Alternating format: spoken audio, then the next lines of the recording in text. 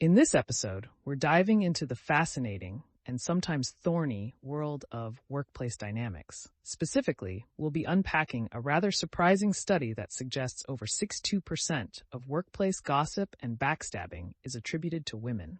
Lily, what are your initial thoughts on this statistic? Wow, Sophia, that's a pretty striking number.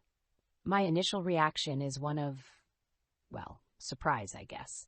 It challenges a lot of preconceived notions we might have about who engages in this kind of behavior. We often hear anecdotal evidence pointing fingers in different directions, but this data provides a more concrete picture, albeit one that requires a deeper dive to understand. It doesn't automatically mean women are inherently more prone to gossip or backstabbing. It begs the question of why this particular statistic emerges. Absolutely. Before we jump into potential explanations, let's clarify what we mean by gossip and backstabbing in a professional context. We're not talking about friendly chatter around the water cooler, right? Definitely not. We're talking about malicious communication, deliberate attempts to undermine colleagues, spreading misinformation, or engaging in behaviors that damage someone's reputation or career prospects. It's about intentional negativity, not casual conversation. Exactly. So let's delve into some possible explanations for this statistic. One theory might be related to power dynamics within the workplace. Historically, many workplaces have been dominated by men. Could it be that women, facing systemic barriers to advancement, resort to these tactics as a way to navigate a challenging environment? That's a really insightful point, Sophia. If women feel excluded from formal power structures, perhaps they use informal networks and strategies, including gossip, to achieve their goals or exert influence.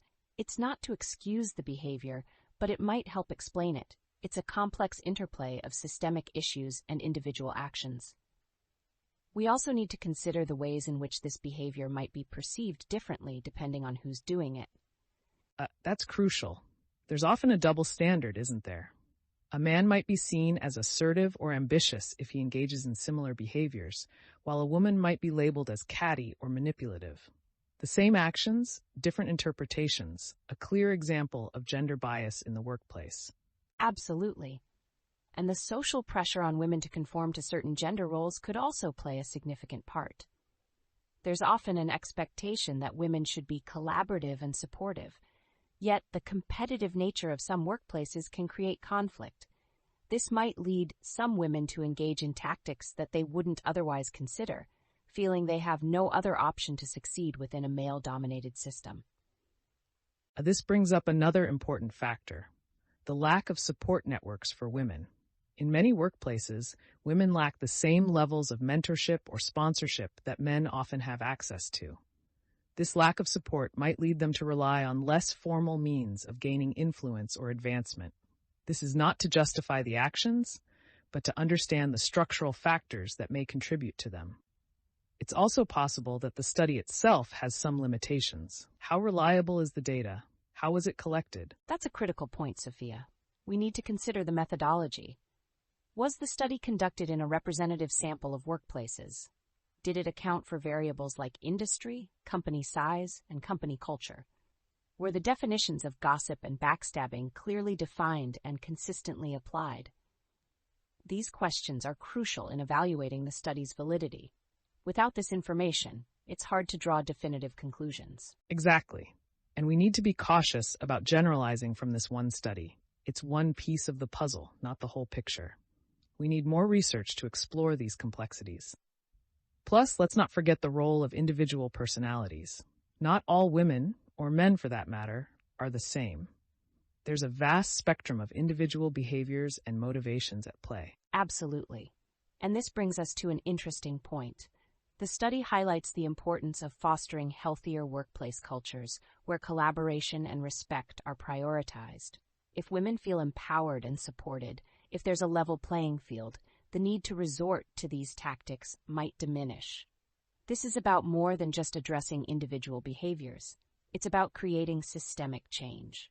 Speaking of systemic change, perhaps we need to focus on developing better training programs aimed at improving communication skills and conflict resolution in the workplace. Equipping individuals with the tools to address conflict constructively could significantly reduce the prevalence of these negative behaviors. It's not just about blaming individuals. It's about giving them the skills to navigate challenging situations effectively. That's a fantastic point, Sophia. And it also underscores the importance of promoting inclusivity and diversity at all levels of the organization. When workplaces are more diverse and inclusive, there's often a greater sense of belonging and mutual respect, potentially leading to a reduction in this type of harmful behavior. Creating a workplace where everyone feels valued and heard is crucial. Exactly. And this isn't just about women. It's about creating a positive and productive environment for everyone. A healthy workplace is good for business, good for morale, and good for everyone's well-being. You're absolutely right. So while this study raises some important questions and challenges our assumptions, it ultimately highlights the need for a more holistic approach. We need to look beyond simplistic explanations and consider the complex interplay of systemic factors, individual behaviors, and workplace culture.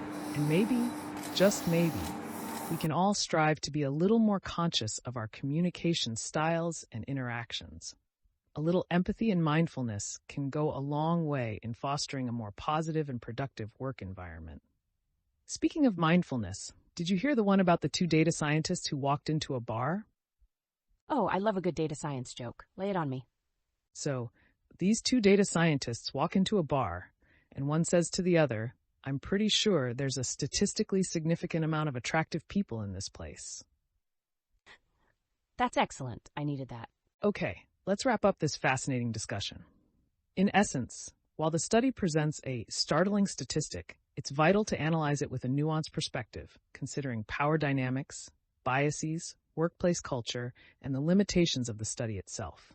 Focusing solely on individual blame ignores the complex systemic factors at play. Precisely. It calls for a deeper understanding of workplace dynamics and a concerted effort to create more inclusive and supportive environments. It's not about pointing fingers, but about building better systems and equipping individuals with the skills to thrive. Addressing these systemic issues is critical for fostering positive and productive workspaces for everyone, regardless of gender.